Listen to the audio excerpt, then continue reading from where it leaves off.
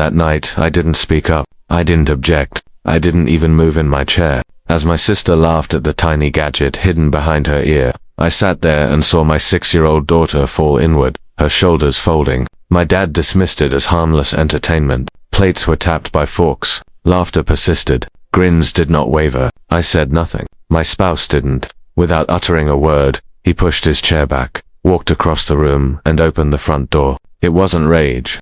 It wasn't dramatic. A line was being drawn. Nobody at the table realized that stillness would turn into the loudest decision of all by dawn. Let me take a moment to explain how.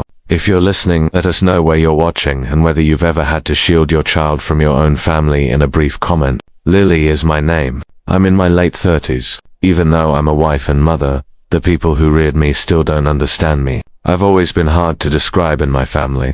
I'm the trustworthy one, the person who never requests recognition, arrives early, and stays late. I would probably go unnoticed if you passed me on the street because of my simple attire, lack of jewelry, and calm demeanor which many misinterpret for tenderness. I've never fixed them. We were having dinner at our house that evening, not very fancy. There was just a large table, food I had been cooking since the early afternoon, and the constant, never-ending hum of the kitchen vent. It was the type of night you should feel secure. Emma sat next to me, her fingers periodically brushing the hearing aid behind her ear while her legs swung beneath her chair. It had only been a few weeks since she had begun wearing it. Does it look strange today? She would question herself as she stood in front of the mirror every morning before school, tilting her head slightly, and I responded to her honestly every morning. It appears to be you. 6-year-old Emma is inquisitive, kind-hearted, and figuring out how to live in a world that sounds different than it used to. One tiny instant at a time, she is re-establishing confidence in those noises. At the kitchen table, we rehearsed the sounds of a pen clicking, an oven timer beeping, and my quiet voice whispering her name. She wasn't hiding that evening. She felt pleased. She wanted everyone to witness her growing bravery. As usual. My sister Rachel arrived late, as shown by her piercing laugh and the critical expression in her eyes. She swept the room in the manner that some individuals evaluate a purchase by weighing, calculating, and making a decision. Following her enthusiasm, my parents settled into their seats as though they had returned to their accustomed surroundings, easy, expected, and unquestioned. My brother hardly looked up from his phone. The talk was innocent at first. Talk about someone's impending trip, work, and traffic. Every time Emma heard her name, she leaned in close to me and whispered inquiries. Her face lit up as she independently identified a word. Then Rachel noticed the gadget. She didn't inquire about it. She didn't speak more softly. She gave Emma a nonchalant gesture, tipped her head, and smiled in a way that always made my stomach knot. The silence at the table was one of anticipation rather than discomfort. The silence before a break occurs. Before anyone else could say anything, I did. Calmly, take caution. I described the device, Emma's need for it,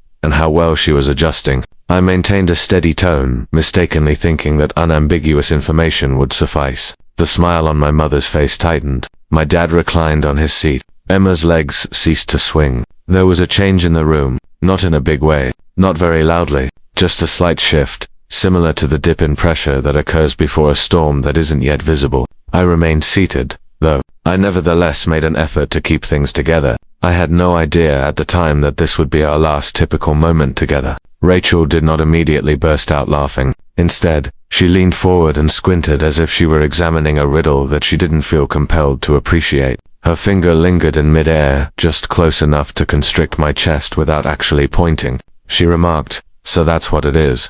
I assumed it was a device of some sort. Emma put her shoulder against my arm. Her body went utterly still, guarded rather than relaxed. The kind of silence that entails paying close attention while trying to avoid being detected. I reiterated, taking my time, how Emma was able to hear specific sounds thanks to the technology, how certain frequencies were supported, how she wouldn't just outgrow this. It wasn't a passing phase. I selected my words in the same manner that I always did with my family. They were factual, devoid of emotion, and had neat, exact edges. Rachel shook her head and grinned. She remarked, "She's so little. It simply feels depressing. Do you not think?" The word hung in the atmosphere, sad with great care. My mother reached for her glass of water, took a sip, and set it back down. Avoiding Emma's gaze, she remarked, "People notice things like that. Children can be cruel." I wanted to know exactly who she believed to be unkind at that particular moment. Rather, I took a breath via my nose and started counting silently, as I normally did when I had to remain still.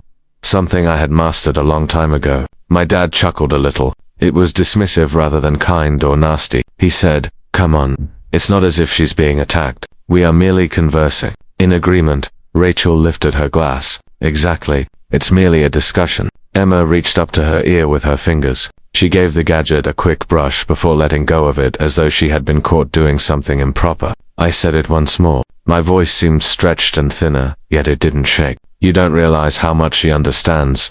At that point, my father let out a big, dramatic sigh that was designed to indicate that his patience was running low. In submission, he raised his palm. "Lily, you're taking this too personally," he remarked. "It's a joke. You must become more relaxed." More than anything Rachel had said, the word joke struck. Jokes don't lead a toddler to stop eating and look down at her plate. Jokes do not cause a room to feel smaller. My mother nodded, clearly relieved. "He's correct," she remarked. "Nobody takes it seriously. However, perhaps you might investigate something a little less obvious in the future, simply to make things simpler. For whom is it easier?" My mouth opened, then shut again. I felt the familiar tightness in my chest, the urge to ease the pain so that others wouldn't have to. I had been shrinking myself all my life to maintain harmony. Emma's glistening eyes were across the table. She was not in tears. She was resisting it. I almost missed her whisper as she bent in my direction. Did I make a mistake? Everything inside of me ceased negotiating at that point.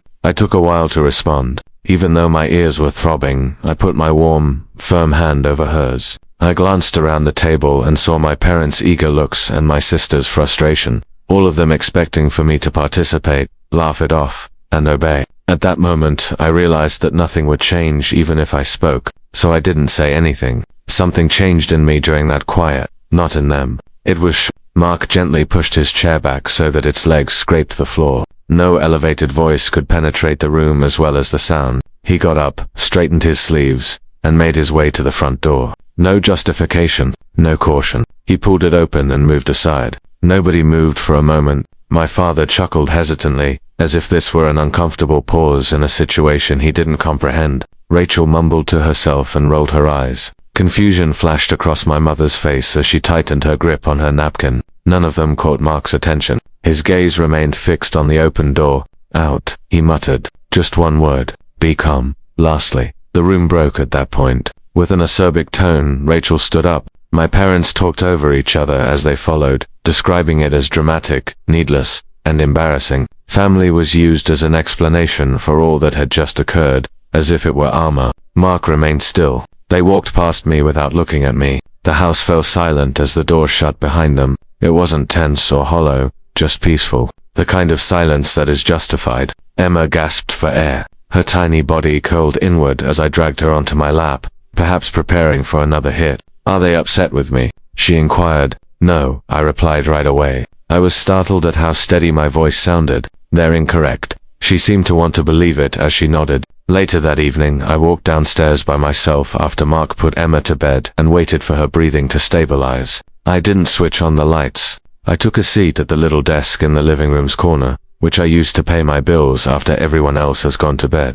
I unlocked my laptop. The screen gleamed faintly, ordinary and familiar. There was a spreadsheet with rows and columns that I had spent years creating. At first sight, nothing dramatic, just figures, dates. I never intended for anyone else to see the notes I had made for myself. Payments for tuition, medical expenses, transfers every month, quiet and reliable. I slowly browsed. I recalled my initial entry, which was modest and justified as just helping. It was only temporary, I reminded myself. Essential. The kind of situation where family members don't keep score.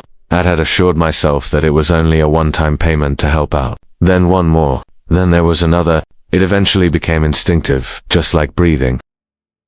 Something I did just because I could, without giving it any thought. I didn't tell them. I didn't want it to matter. Not because I was concealing anything. I opened my bank account. The cursor waited, blinking calmly. I wasn't upset. I didn't feel victorious. I experienced clarity. I cancelled each transfer individually. No justifications. Nothing to say. All that is visible on the screen are silent confirmations. With every click, a knot that I had been carrying for years without recognizing how tight it had gotten was released. The house didn't move when I shut down the laptop. Emma slept soundly upstairs. her favorite book next to her hearing aid on the nightstand. They would finally sense it by sunrise, when that same quiet would extend far beyond our walls. Just before 7 o'clock, the first call was made. Emma was sitting at the counter humming to herself while I was in the kitchen, pouring cereal barefoot on chilly tile. Now she tested noises, stretched them, and discovered how they felt in the air. I could feel my phone vibrating on the counter.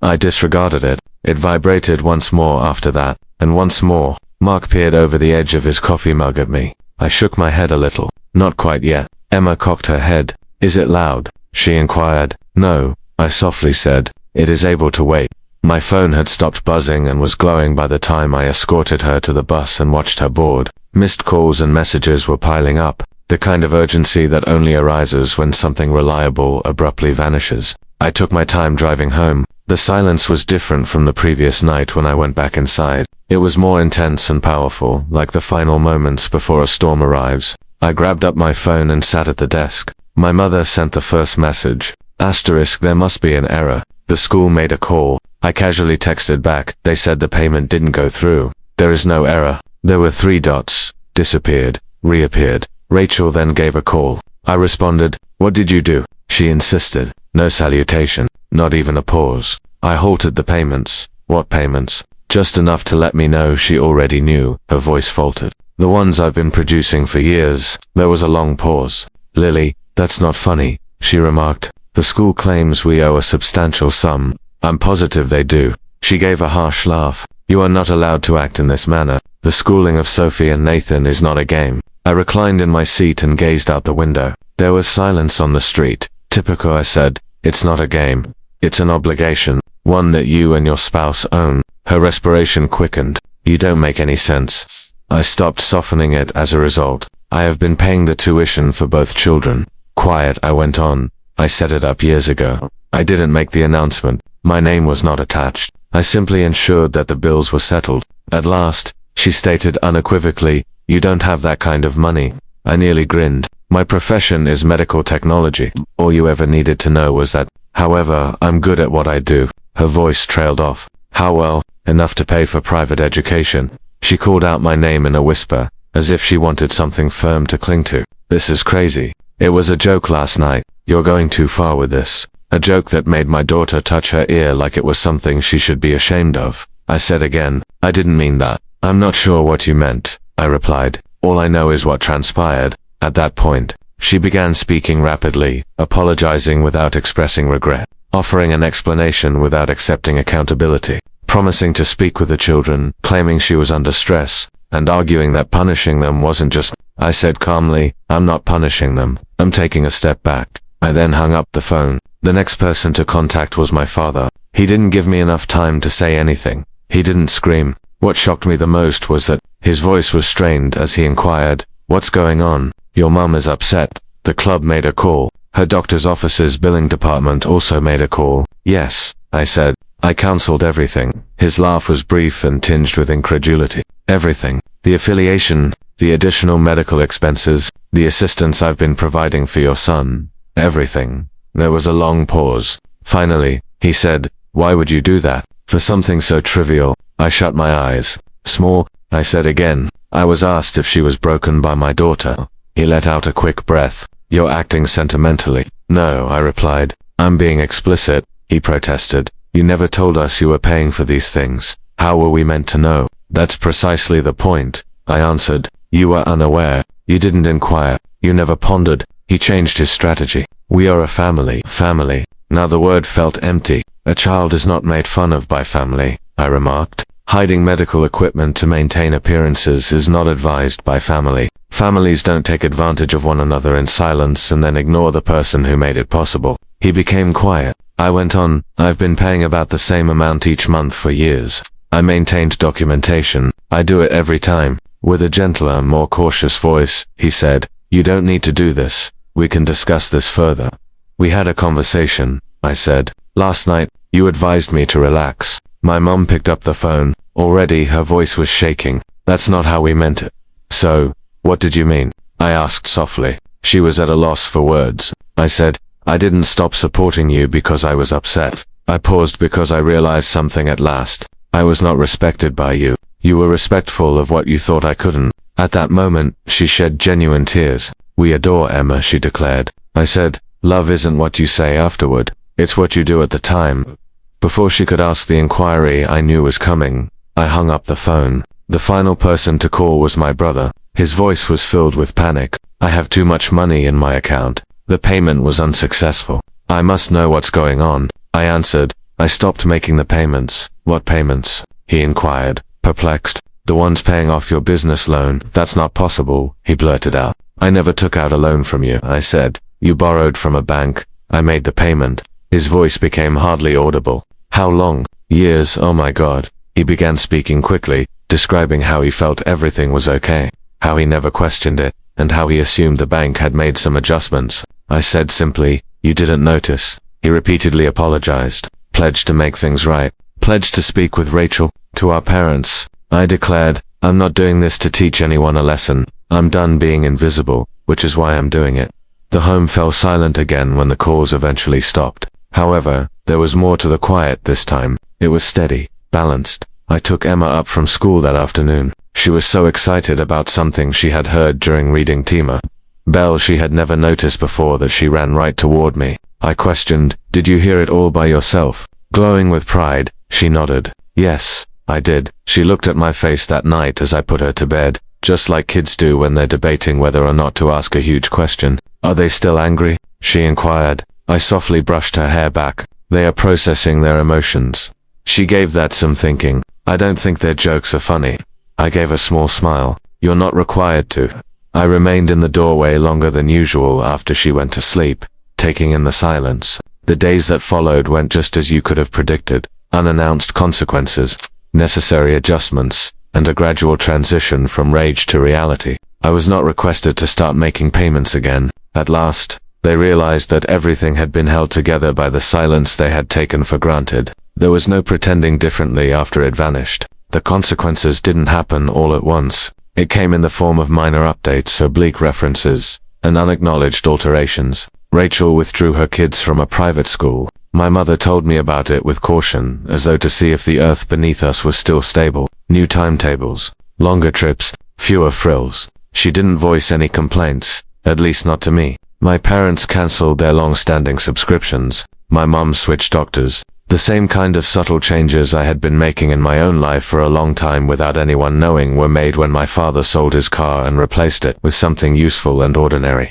My brother accepted a position that he had previously rejected. He began discussing security instead of potential. I was not asked for assistance, and it was important, as I had always done. I discreetly rerouted the funds to programs that assist kids like Emma in receiving early hearing support and to families who don't have the luxury of pretending that medical requirements are unnecessary. It felt correct, tidy, in alignment. The changes were less noticeable at home. Emma stopped inquiring as to whether her hearing aid appeared odd. She casually stated one afternoon that a classmate was curious about how it operated and thought it was kind of neat. She phrased it as if it was something she was already practicing rather than something she was still practicing. I let her go there by herself. There was silence in the family group chat. No images, there are no updates. Just room, and something settled, their relief, not victory. Emma returned home with a drawing a week later. 3 figurines on sticks. Her, Mark and me. Wait for next video.